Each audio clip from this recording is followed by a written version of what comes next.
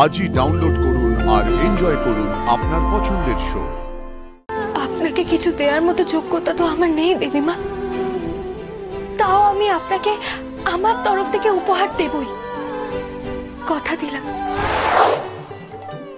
তোমার আশীর্বাদে দেবলীনা এবারের বউ হতে চলেছে ঠাকুর। আমি জানি দেবলীনা এবারের যোগ্য বউ হয়ে উঠবে, আলো করে রাখবে ওই বাড়িটাকে। আমি জানি, তুমি শুধু আশীর্বাদ করো ঠাকুর। কালকের অনুষ্ঠান যেন সুষ্ঠু মতো সম্পন্ন হয়।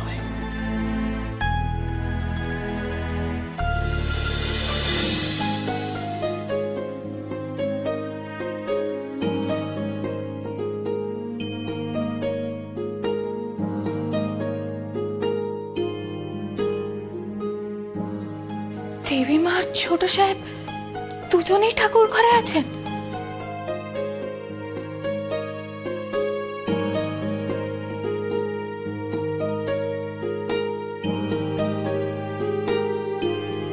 আজ আমি ঘুরে দাঁড়াতে পেরেছি শুধুমাত্র দেবীমা আর ছোট সাহেবের জন্য। দেবীমা আমার কাছে ঈশ্বর। দেবীমার পা ছুঁয়ে প্রণাম করার উপায় তো আমার কাছে নেই। আমি না হয় দেবীমার পায়ের জুতো জোড়াই প্রণাম করে নি।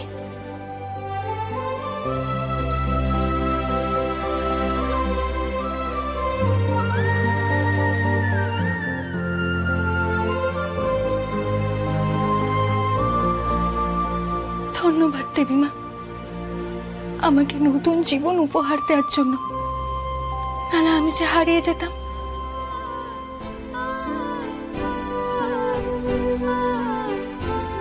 আপনাকে কিছু দেওয়ার মতো যোগ্যতা তো আমার নেই দেবীমা, তাও আমি আপনাকে আমার তরফ থেকে উপহার দেবই, কথা দিলাম।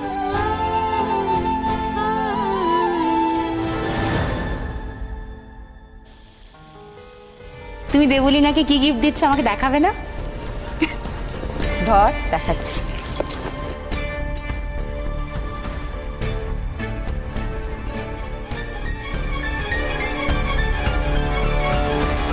ওমা,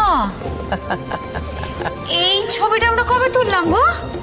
এই ছবিটা আমরা তুলেছিলাম, কিন্তু দেবলীনা এখানে ছিল না। আমি পরে আয়ুষকে বলে ওকে ইনক্লুড করেছি। দেবলীনা তো এখন থেকে গাঙ্গুলি পরিবারেরই একজন সদস্য হতে চলেছে রাজ, সেই জন্য এই ফ্যামিলি ফটোতে ওর থাকাটা খুব জরুরি আমার মনে হলো। নিশ্চয়ই এই উপহারটা খুব সুন্দর। মানে তোমার খুব মনে স্বাদ ছিল না যে তোমার একজন কন্যা সন্তান হোক, সেই স্বাদটা এতদিনে পূর্ণ হলো।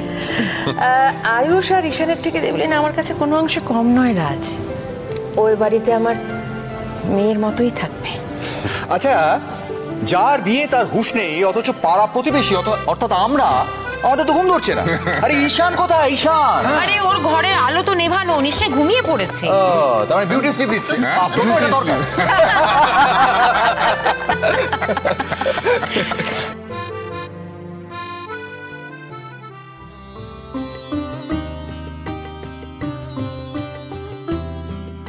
তুমি দেখো ঠাকুর, আমার পরিবারের সবাই যেন এইভাবেই সারাটা জীবন হাসি খুশি থাকে।